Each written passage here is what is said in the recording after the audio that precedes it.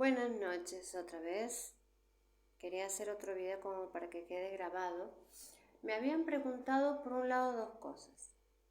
¿Qué es lo que hay que tener en cuenta en el momento de hacer un corte? Un corte generacional, una biodescodificación, una desprogramación, como quieran llamarlo. Cortar toda la fama genética para crear una nueva generación. Bien. Significa cortar todo lo negativo. Podemos inculcar lo positivo, pero empezar desde un programa vacío para crear programas conscientes, buenos, positivos, para una nueva generación más sana.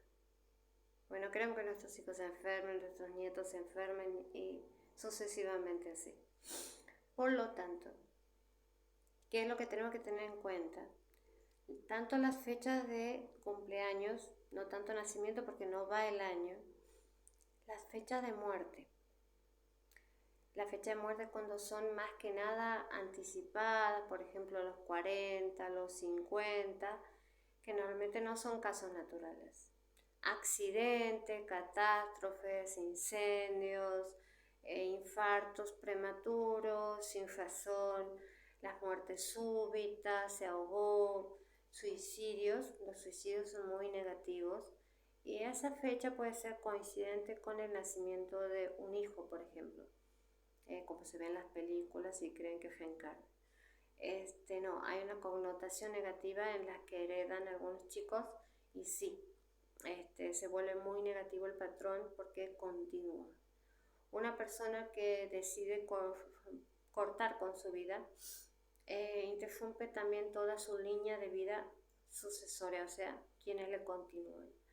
Interrumpe en el sentido de que esos niños que tenían que nacer ya no van a nacer. O esa generación que tenía que salir de esa persona ya no va a salir. Se ve interrumpida. Por lo tanto, toda esa carga de esa generación que tenía que haber habitado en esa persona pasa a sus hermanos, a sus primos hermanos. Esa generación en general normalmente es la última, es la cuarta. Casi siempre sucede, pero puede ocurrir antes. Y tú ser parte de la cuarta generación, solo que heredar esa connotación negativa y reflejarla en tu vida o reflejarla en tus hijos o nietos. Así de importantes son. Entonces, también tenemos en cuenta las catástrofes, tenemos en cuenta también estas situaciones como los suicidios, tenemos en cuenta todos esos factores que no son naturales. Y las fechas de esos patrones que no son naturales, los patrones repetitivos, las enfermedades repetitivas, por ejemplo, no, porque toda mi familia tiene diabetes y yo tengo que tenerlo. No es así, no es tan así.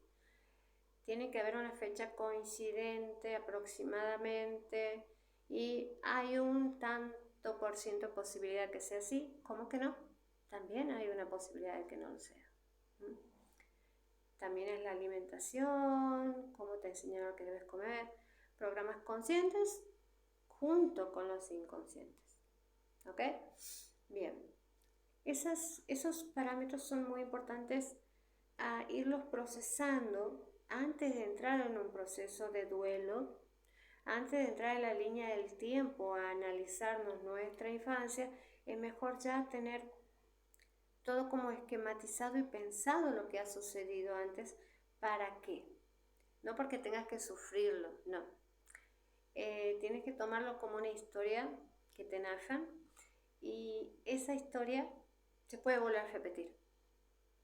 Y como queremos que eso no pase, lo que vamos a hacer es que eso no se repita. Es simple. Simplemente vamos a cortar para crear una nueva generación en la que esa historia no tiene que volver a suceder. Por lo tanto, lo vamos a tener en cuenta todos esos aspectos para que esos aspectos no estén más. Pero las fechas son importantes para identificar a las personas que les afecta. Así que anotar las fechas siempre, ir armando nuestro arbolito, ir viendo qué fechas coincidentes, los parámetros, por donde me llegó tal patrón repetitivo en mi vida, por qué siempre me pasa tal situación, de dónde deriva eso. Para eso está biodescodificación, para eso está bioneuroemoción, para entender que eso me pasó por tal situación o por tal familiar, por tal doble y que no debe ocurrir de nuevo. ¿Ok? Bueno, un video cortito. Espero que les haya gustado porque es muy importante, vamos a tener más en cuenta esto, ¿ok? Y ahora vamos a hablar sobre cuáles son los dobles genéticos más negativos que hay. Ya volvemos.